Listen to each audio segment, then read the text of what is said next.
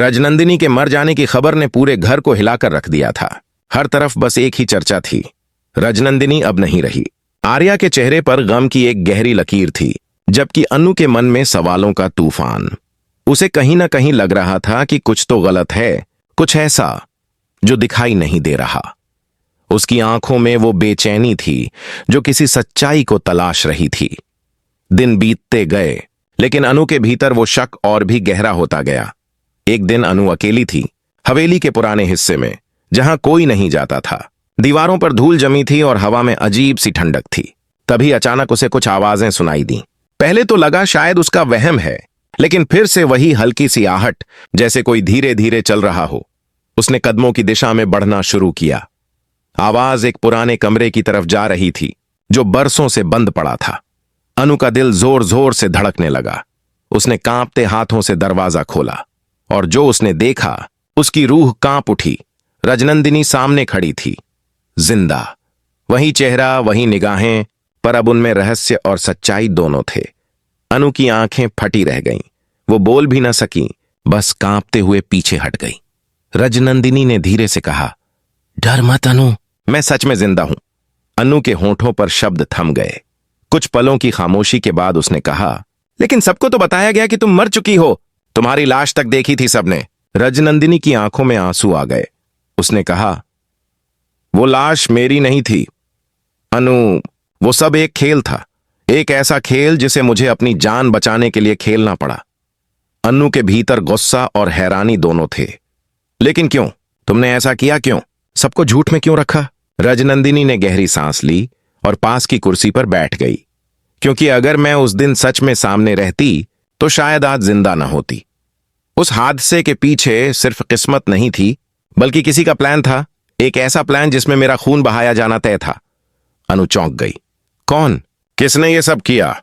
रजनंदिनी की निगाहें नीचे झुक गईं। वो नाम सुनकर तुम भी टूट जाओगी अनु, क्योंकि वो कोई और नहीं, तुम्हारे अपने ही लोग हैं। अनु का दिल डूबने लगा। नहीं, ये सच नहीं हो सकता। सच है, रजनंदिनी बोली। मेरी मौत का नाटक उसी ने रचा जिसने मुझे सबसे ज्यादा प्यार का दिखावा किया था, आर्या। अनु की रूह कांप उठी। आर्या? नहीं, वो ऐसा नहीं कर सकता। वो तो तुम्हें... हां, वो मुझसे प्यार करता था, रजनंदिनी ने बीच में ही कहा।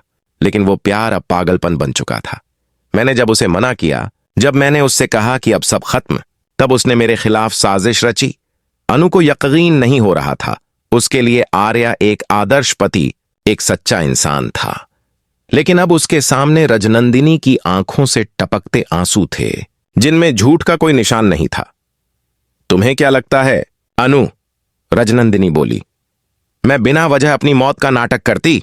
मैंने सब कुछ खोया, सिर्फ इसलिए ताकि सच्चाई एक दिन सामने आ सके। अनु ने एक लंबी सांस ली। तो तुम अब वापस क्यों आई हो? रजनंदिनी ने उसकी ओर सीधा देखा। क्योंकि अब वक्त आ गया है सब कुछ उजागर करने का।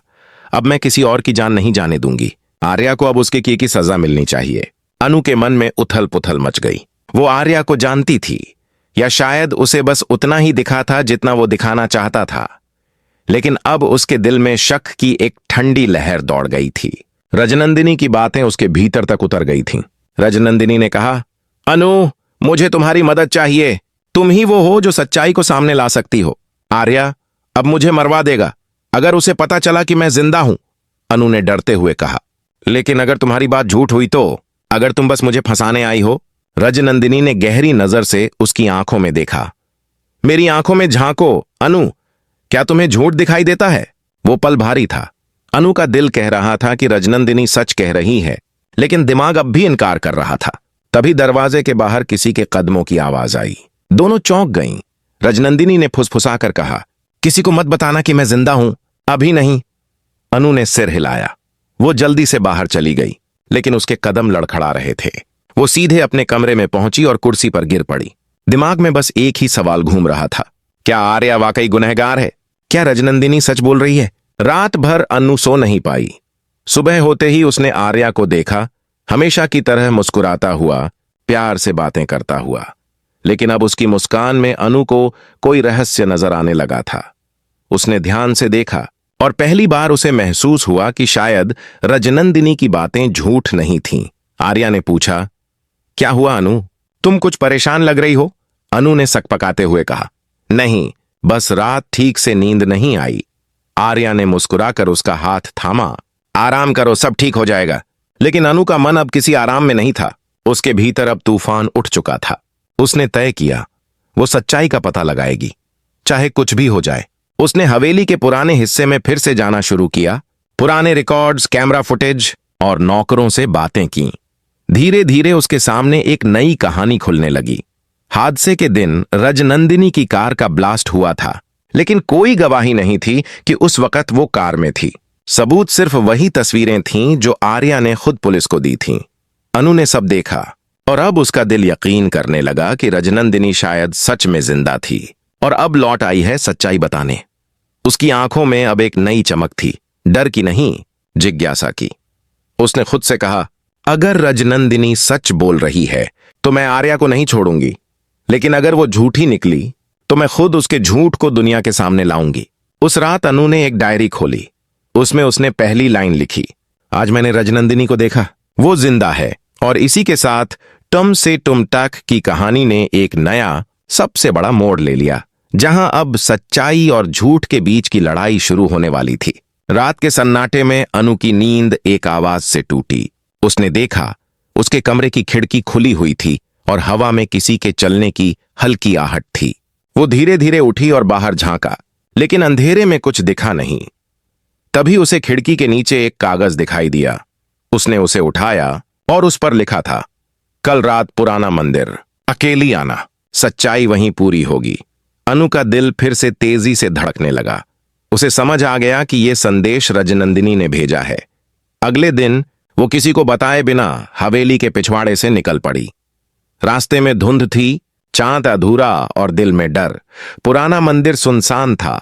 चारों तरफ टूटे हुए दीवारों पर बस चमगादड़ें उड़ रही थीं। वहां पहुंचते ही उसने एक आवाज सुनी, तुम आई, मुझे पता था तुम आओगी। रजनंदिनी छाया से बाहर आई।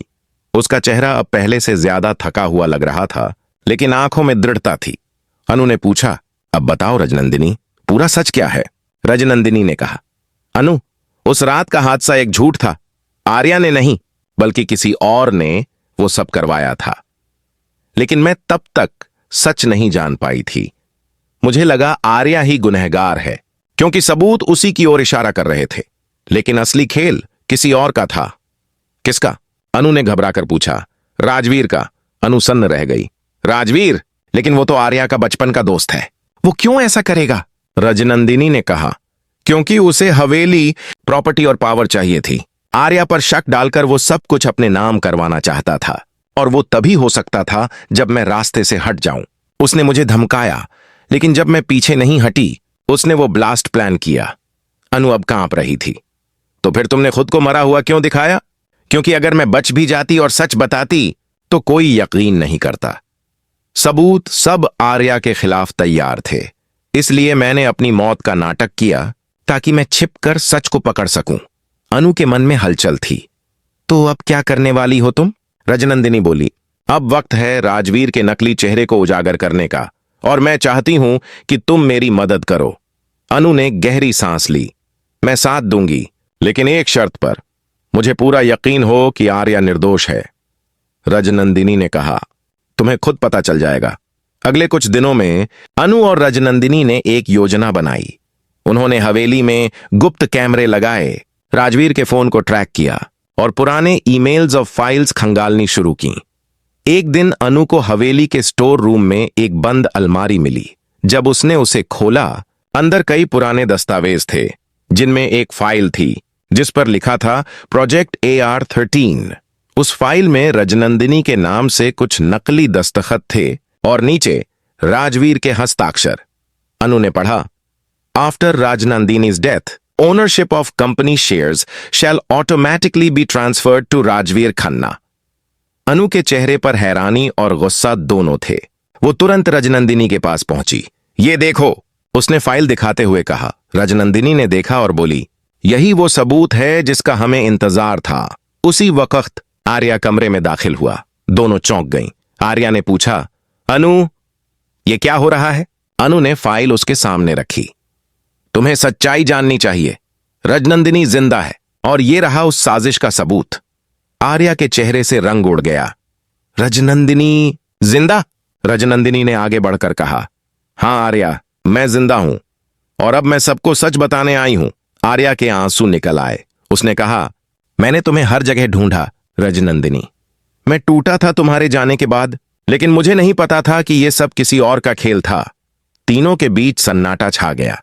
फिर रजनंदिनी बोली, अब हमें सबूत कोर्ट तक पहुंचाने होंगे, लेकिन राजवीर ये कभी नहीं होने देगा। अनु ने कहा, तो फिर हमें उससे पहले वार करना होगा। अगले दिन उन्होंने हवेली में एक डिनर प्लान किया। दिखावे में राजवीर के लिए एक व्यावसायिक बैठक, लेकिन असल में एक जाल। अनु ने छिपे कैमरों को एक्टिव किया और सब तैयारियां कर लीं।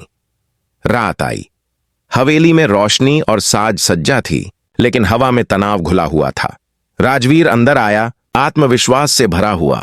उसने कहा, क्या बात है आर्या, आज तो बड़ा स्वागत हो रहा है। आर्या ने मुस्कुराकर कहा, सोचा पुराने दिनों की याद ताजा कर लें। डिनर के दौरान रजनंदिनी पर्दे के पीछे से सब देख रही थी। कैमरे हर तरफ चालू थे। अनु ने राजवीर से पूछा, राजवीर, सुना है तुमने रजनंदिनी के हादसे वाले दिन पुलिस को बयान दिया था? राजवीर थोड़ा चौंका पर बोला, हां, क्यों? बस यूं ही। अनु मुस्कुराई, कभी कभी पुराने राज फिर से याद आ जाते हैं। राजवीर हंस पड़ा, लेकिन उसके माथे पर हल्का पसीना झलक रहा था। तभी आर्या ने कहा, वैसे उस दिन की सीसीटीवी फुटेज का क्या हुआ? राजवीर झिझक गया, शायद मिटा दी गई होगी। आर्या ने कहा, शायद नहीं, क्योंकि वो हमारे पास है। राजवीर के चेहरे पर डर उतर आया। तभी एक आवाज आई, और अब असली सच्चाई भी सामने है। सबकी नजर दरवाजे की ओर गई। वहां रजनंदिनी खड़ी थी, जिंदा, सामने। राजवीर ने कुर्सी खिसका दी।